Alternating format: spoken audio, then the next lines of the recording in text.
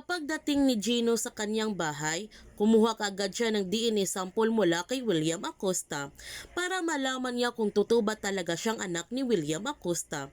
Ngunit pinigilan siya ng kanyang ina at ipinakita sa kanya ang DNA result noon na pina-DNA test pala sila ng ama ni William dahil nagdududa ito na hindi anak ni William ang pinagbubuntis ni Cecil at lumalabas sa DNA result na positive ito. Pero simula ngayon, hindi na maniniwala si Gino sa lahat ng mga sinasabi sa kanya ng kanyang ina.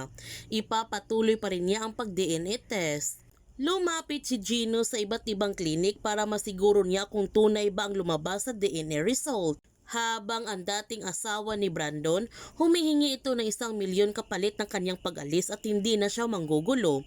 Pero hindi alam ni Brandon kung saan siya kukuha ng 1 milyon at gagawa siya ng paraan upang maibigay na niya sa kanyang dating asawa ang hinihingi nito para magpakasal na sila ni Tanya.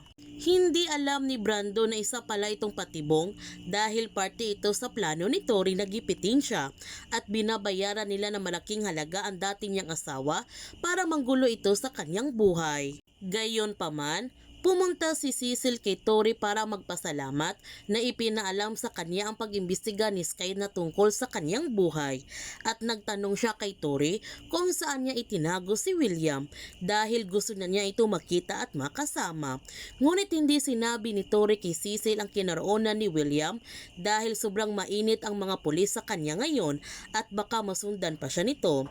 At alam pala ni Cecil na si Tori ang kumidnap kay Z, nananahimik lamang siya. Dito na nga malalaman natin kung ano ang kaugnayan ni Tori kay William. Isa pala si Tori sa pinaka-espesyal na babae sa buhay ni William. Kay Tori niya ipinagkatiwala ang lahat niyang natitira na kayamanan at pinalago ito ng gusto ni Tori ngayon. Nangako si William sa kanya noon na magsasama sila. Ngunit mukhang hindi ito matutupad ni William nang dahil kay Z kasi sobrang obsessed si William sa dalaga. Kaya may masamang plano si Tori kay Z, papatayin niya ito para silang dalawa na ang magsama ni William. Pero hindi muna sa ngayon, gagamitin muna niya ito para maging mabilis ang paggaling ni William Acosta. Kaya huwag natin palalapasin ang kapanapanabik ng mga tagpo sa High Street. Kung bago ka pa channel ko, don't forget to like, subscribe, and click notification bell para palagi kang updated sa mga videos in-upload ko. Thank you for watching and God bless to everyone.